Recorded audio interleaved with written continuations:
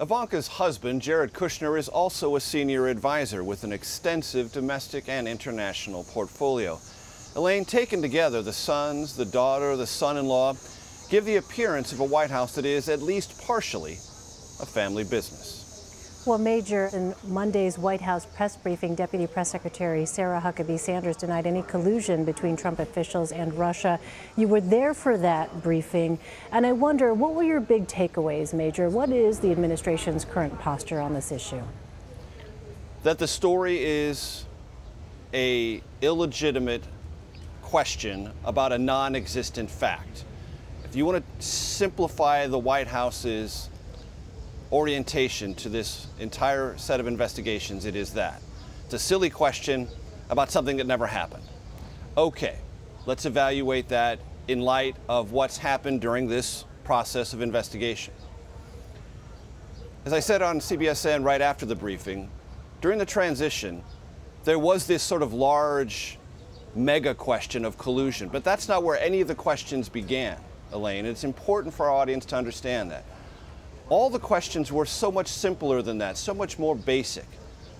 Were there any contacts? Were there any meetings? Conversations of any kind? Blanket denials.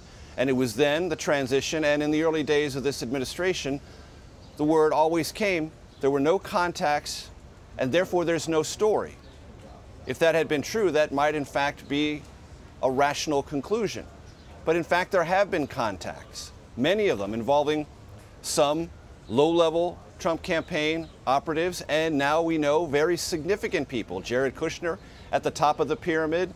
Paul Manafort was at one time the general chairman of the campaign. Don Jr., as he has said in countless interviews, almost inseparable from his father. They talk all the time about everything that his father is involved with. Have had meetings. So would Michael Flynn, the fired national security advisor, and others.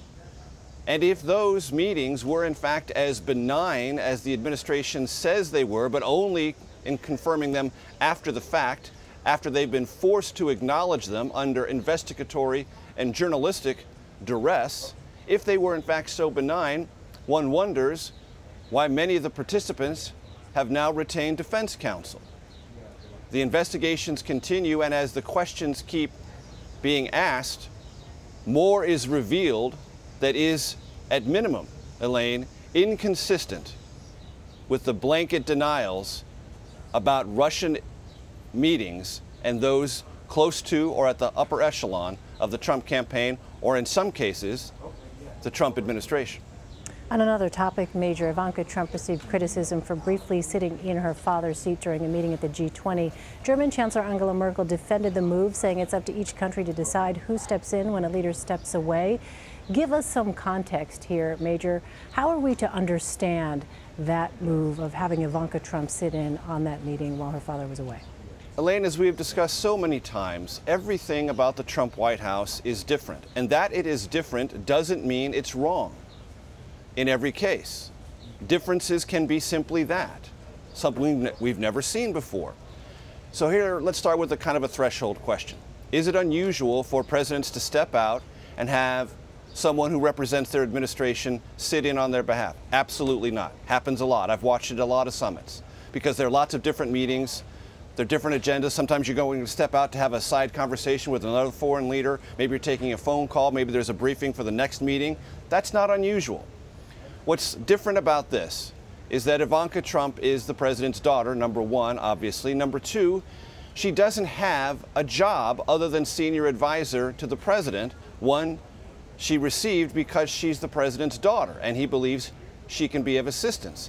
She wasn't placed before the Senate. She wasn't confirmed. She doesn't hold a title representing an agency or a fixed part of the government. That makes it different. If Rex Tillerson, the Secretary of State, had sat in, the National Security Advisor, H.R. McMaster, the Treasury Secretary, Steve Mnuchin, Commerce Secretary, Wilbur Ross, any of those people wouldn't have raised any eyebrows whatsoever. So it isn't unusual to have an official sit in for the president or another foreign leader. What's different about this, it's the president's daughter. She doesn't have a defined portfolio necessarily, and she's there largely because she is Donald Trump's daughter. As he said, even before this controversy sort of semi-erupted, If Ivanka had a different last name, maybe things wouldn't be so hard on her in life. Well, maybe yes, maybe no. One thing we can be relatively confident of, she wouldn't be a senior advisor to this president. All right. Major Garrett at the White House for us. Major, thanks. Sure.